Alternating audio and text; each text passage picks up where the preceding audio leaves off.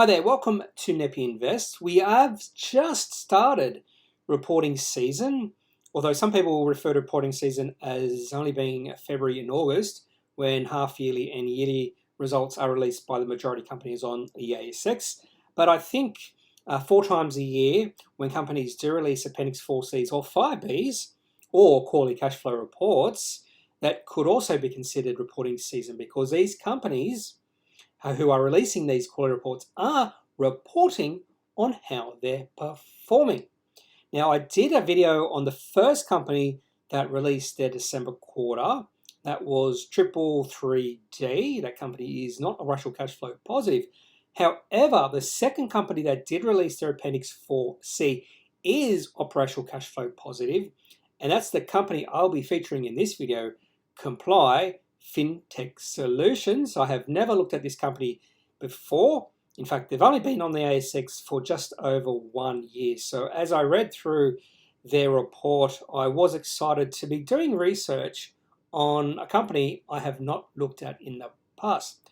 So before we have a look at their quarterly report, that did get me a little bit excited, just a few facts in regards to Complii Fintech Solutions. To describe what Complii actually does, I'll let the company speak for themselves, and this is straight from a presentation they released. They are a digital platform provider, or they have a digital platform providing an electronic centralized framework to manage AFSL, which is Australian Financial Services licenses. So that's like stockbrokers, financial planners, and advisors. Centric workflows for compliance, capital raisings, and operational efficiencies. That sort of sounds like Ansarada, or very similar to what Ansarada is doing, but not quite the same. Now, the next bit is what got me a little bit excited about this company. Introducing a new platform for trading unlisted securities. And this is through an acquisition of a company called Primary Markets. And there is a major reason why I'm excited about that. And it has to do with a company called Animoca, which was on the ASX for a little bit, but then they delisted in March 2020. And I haven't really been thinking about what they've been doing since then, until I read about Primary Markets and the very fact that Animoca is traded on that platform, which means those shareholders who did not sell, maybe because they couldn't sell out of Animoca shares before it delisted, have the opportunity to sell out their shares right now. The other reason I'm excited about that is because Animoca share price has gone through the roof on this Primary Markets platform. In fact, I heard someone say this is one of ASX's biggest errors, that not sure they made Animoca delist, but they didn't understand exactly what Animoca does. Because they didn't understand it, they delisted the company. And Animoca is all about blockchain, gaming, that sort of thing. So that's why I was excited about doing a little bit of research on this company, simply because of this acquisition Complii made a few months ago. I think it was in September, of Primary Markets. And there's a little caption here, or little section here. It says 383 companies on Primary Markets platform since commencement. I even think I signed this is on Primary Markets.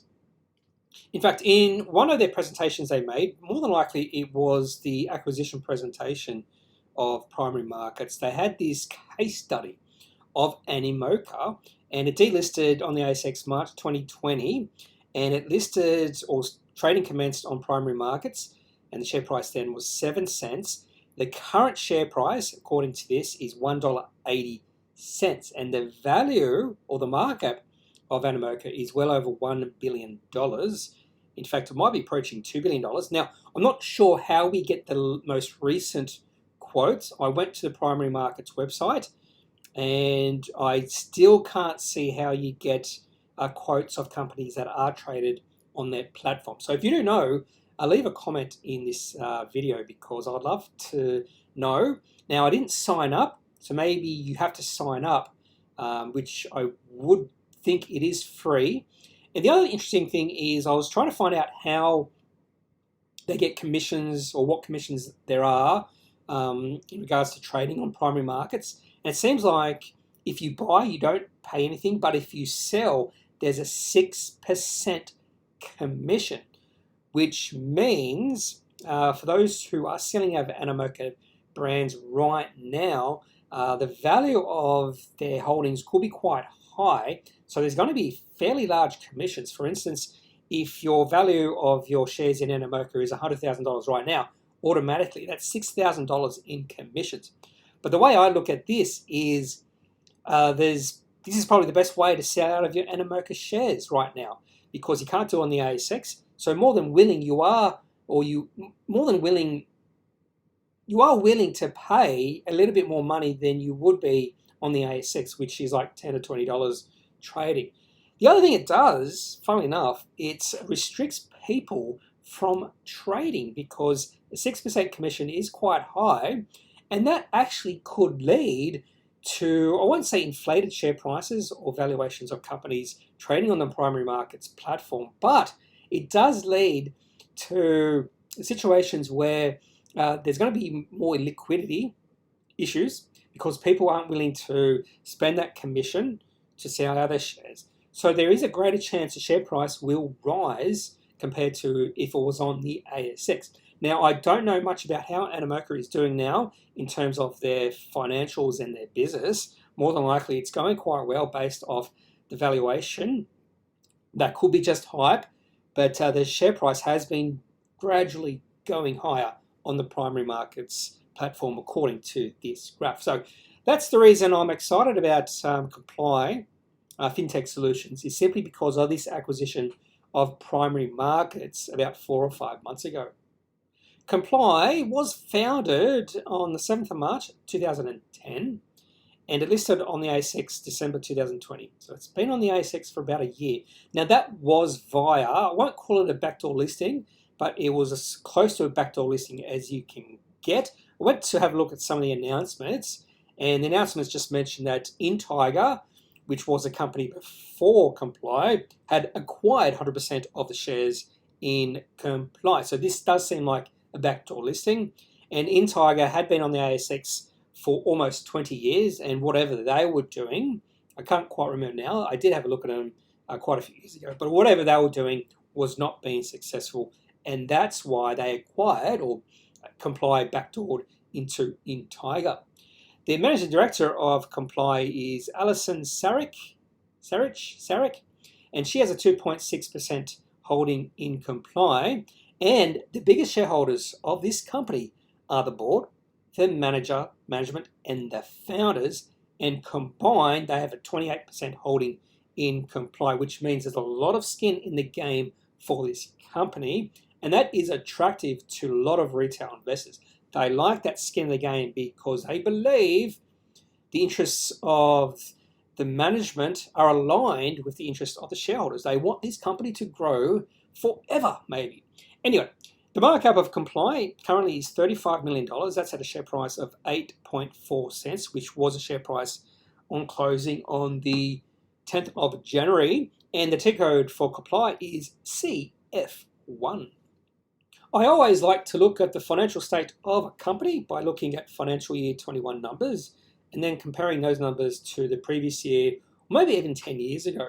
With Complii, it's, I wouldn't be hesitant in just ignoring these numbers for now, because if you look at the revenue for financial year 21, 2.6 million was up from the previous year, 1.6 million.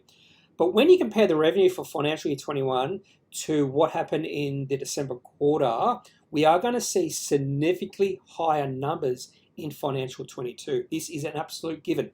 100% we will see higher revenue in the next financial year.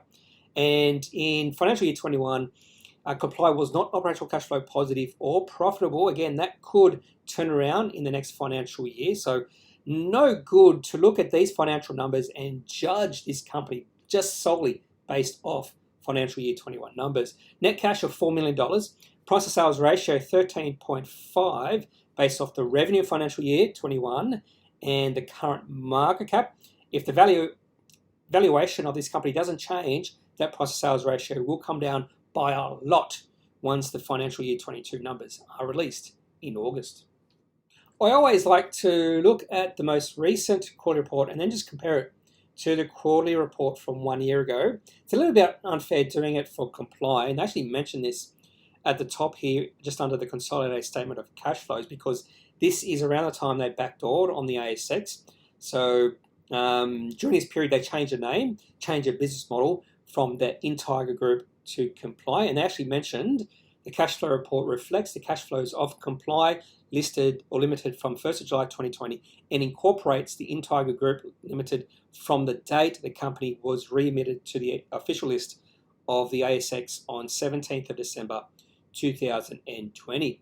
So I don't know, I'm not sure if we can compare the most recent quarter to this quarter because it is a little bit of a different business. Anyway, receipts of customers 405,000 and they were operational cash flow negative by 804,000. They began the quarter, not much cash there, only 364,000, but because they did reapply to be listed on the ASX, taking over from Intiger, or Intiger acquired Complii, and they did a capital raising, $7 million capital raising. That meant they finished the quarter with $5.6 million. Just a little background before I talk about Complii's December 21 Appendix 4C, or operational cash flow. Whenever I see an Appendix 4C pop up on the announcement page of CommSeg, I always open it up. But the other thing I always open up is a spreadsheet of the company's past performance in Appendix 4Cs. And I'm only looking at receipts from customers in the past. And I will show you the receipts history from Complii since they relisted, or not relisted, but they listed on the ASX 1 year ago. And when I look at the history, or saw the history of Complii, so I look at the history before I look at the most recent statement of cash flows. And I did see the numbers were fairly low, well below $1 million, and they weren't growing at any sort of rate. But when I opened up the Appendix 4C, and usually when I do open up the Appendix 4C, I go past all the commentary. Some companies have about 15 pages of commentary. And I only want to read the commentary if the numbers in the consolidated statement of cash flows interest me. And it definitely interests me when I looked at Complii's numbers, particularly the receipts of customers was $2.6 million, significantly higher than the previous quarter. So that piqued my interest straight away. The other thing that piqued my interest for Complii and made me read the commentary in regards to this Appendix 4C was that they were operational cash flow positive by $1.1 million. And I would suggest that anytime a company becomes operational cash flow positive is or could be a very important inflection point. Now, in saying they were operational cash flow positive by $1.1 million, they did receive $942,000 through government grants and tax incentives. Now, in my opinion, government grants and tax incentives don't belong in the operational cash flow section because they are not cash that is raised through day-to-day operations. That's just me. So typically, I like to subtract that from the operational cash flow right down the bottom. And even if you do that, this company is still operational cash flow positive by about $200,000. And not only that, they did receive some money in investing or financing activities, and that meant the cash on hand actually raised or increased by $1.5 million and finished the quarter at $4.8 million. Because Complii listed on the ASX through Intiger, we only have 5 quarters of history, so I'm not going to include the time or the receipts when this company was called Intiger, because that was a completely different company. Anyway, the first 4 quarters, receipts had been growing at a fairly slow rate. In fact, the last 3 quarters from the March quarter 2021, receipts had not grown at all. So when I opened up the spreadsheet and I saw those receipts numbers, and then I looked at the most recent quarter for Complii, I was shocked to see receipts had grown from $608,000 to $2.6 million. And because I knew nothing about this company, I want to understand why receipts had grown like that. And the most likely reason behind that is because of this acquisition of primary markets. That's the only logical explanation I could find, because there was no real explanation in the commentary of their Appendix 4C. So at this point in time, does look like potentially, just potentially, that the primary markets acquisition could be a company-changing acquisition for Complii. Now let's have a look at the daily chart for Complii since they backdoored onto the ASX through in Tiger, and the share price has been as low as 3.6 cents at the start of April. So not a lot of interest in this company from when they backdoored on the ASX back in December last year all the way through to April. Share price was decreasing, really low volume during that period as well. But then their sentiment did shift, but it was on low volume, but the share price did increase from 3.6 cents all the way up to a high of about 8.3, and then that interest waned away. We can see the volume dropping during that period or just after that period. But the share price of Complii has moved into an uptrend. That uptrend really started around September of last year when the share price was around about 5.2 to 5.4 cents. You just see those moving averages coming together between about July and September, and then we started to see those moving averages spread apart. That's telling us that the uptrend is increasing because the distance between those three moving averages is getting greater and greater. And then when they released their Appendix 4C, the share price increased by about 10%. In fact, the share price moved higher than the previous high we saw back in June. That's a fairly bullish move. Slight increase in volume as well.